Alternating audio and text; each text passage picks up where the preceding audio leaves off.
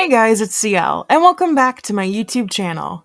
I make brand new Critical Role recaps every Monday at noon. I would be happy to have you join the party. If you haven't already, please go ahead and subscribe and hit the Bertrand bell to be notified of future videos. Now, without further ado, let's discuss the third episode of Exandria Unlimited, Calamity. The episode opens where we left off last week, with Lucretia Hollow and her cronies attempting to stop the Ring of Brass from reaching the Viridian Maze. This fight had it all. Disguised fiends who had been walking amongst them the entire time. Sartaza, a winged devil who, in the heat of the fight, tells Xerxes it will be an honor to serve him. Whatever that means. They were also after his blood, which makes me interested in the favoritism our favorite Palidaddy has earned in the Lord of the Hell's court. Despite multiple reinforcements coming to the aid of the Betrayer God's followers, the Ring of Brass is able to fend off those attacking the Eldritch batteries around the city, as well as Nidus recovering some memories from one of the attacking mages. There were a couple of close calls though, like Loquacious nearly taking 70 points of damage in one hit. Luckily, Xerxes was able to take it instead. Patia was also nearly hit with a Finger of Death, which was counterspelled. And Seret had his mind peeped into regarding some information on the artifacts found at Vespin Chloris' crime scene. Patia finishes the battle with an incredible showing of what you can do with a held action, something I don't think happens enough in D&D. Using Resilient Sphere, trapping her opponent, and several counterspells going off and failing in her honor. Dean Hollow incinerates herself with necrotic magic after her spell aimed at the lovely wizard in teal doesn't go off in time before the bubble surrounds her. After the Eldritch batteries are mostly saved, one was defaced with the names of Rao Shan and Kalmort, the fire and earth primordials the god sealed away during the schism. Laren gets a call that the Arboreal Calyx now needs 30% to land, meaning her lifelong works in order to transport the city of Avalier between planes won't be possible. Her ex-husband at her side to cover it up, the head architect gives the order to short the tithe, potentially putting whatever deal made with the Galdrashari all those years ago at risk. Her mind is racing, especially when recalling the fiends on the battlefield bleeding and vomiting when the extra energy to the Calyx was denied. Quay will do anything to protect his ex-wife, making sure to note, if anything goes wrong, it was Lucretia Hollow, not Laren, who made the call. Nidus partially reveals the false prophecies spoken by the diviners, and Seret's keen insight is able to pick out that there is more to what the magician is telling them. Seret also shares the information on Evandrin's missing file at the Herald's tome, and the group wonder if it means his name has been wiped away forever, or if it's just that the information was stolen. Xerxes asks if it's possible that his name has been forgotten, and Patia reveals that there may be something that Xerxes should know, that he asked to forget. The Ring of Brass converge downstairs in the Viridian Maze to hear this piece of information, and Xerxes inputs a zone of truth that a few members don't want to submit to, but some do, luckily, as Nidus reveals the true prophecy, and Patia recounts the ritual that she and Xerxes recreated, in the vein of the Matron of Ravens, in order to bring back the first Knight of Avalier, Evandrin. But despite Patia doing everything correctly, it still failed. His grief overcoming him, the thought that they had done everything possible, and it still couldn't be done.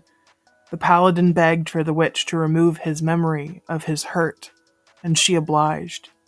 Still with the zone of truth, the group began to parse through the memories Nidus was able to take, and through some unmodified memory spells and fuckery, discover that the warning they had been heeded by Vespin Chloris that they will never make it back to the Wild Mother's embrace was a trick. They want the city to land in order to bring back the Betrayer Gods to Exandria. Everything was meticulously planned. Pervan was invited here so he wouldn't be able to help out in Vasselheim. The Lord of the Hells isn't the only one of the betrayers who's attempting something tonight. Seret is livid, and Laren still wants to put focus on her project over the potential risk, prioritizing her ambition over the safety of the world. In anger, he flies off to check on his partner at the Eyes of Avalier and calls his kids to get home, hopefully in an attempt to get away.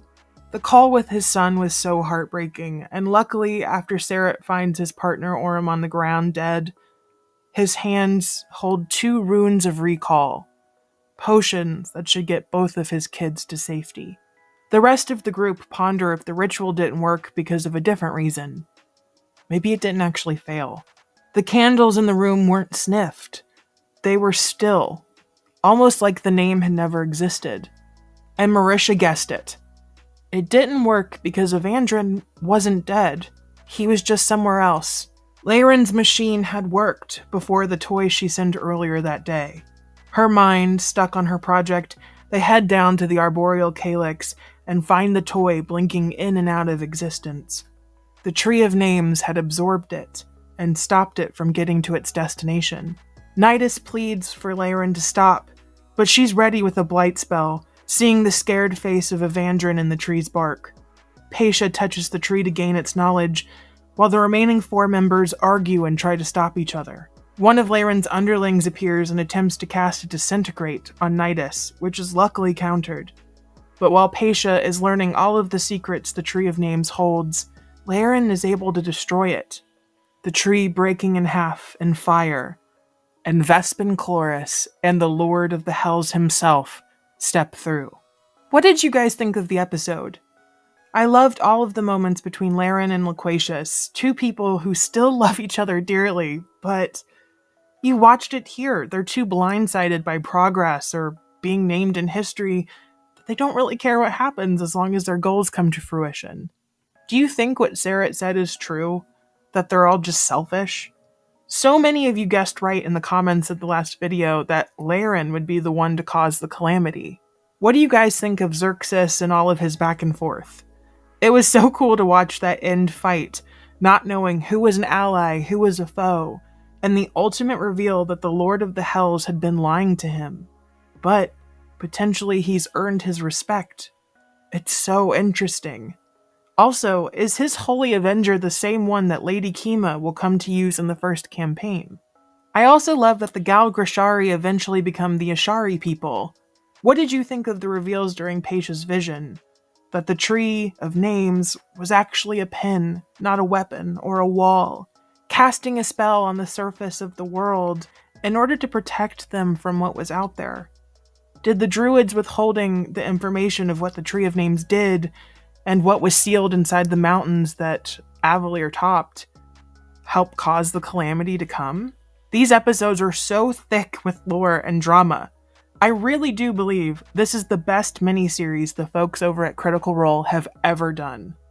Let me know your theories in the comments below of who you think might survive the calamity. I'm very interested to see if Seret's kids get out okay.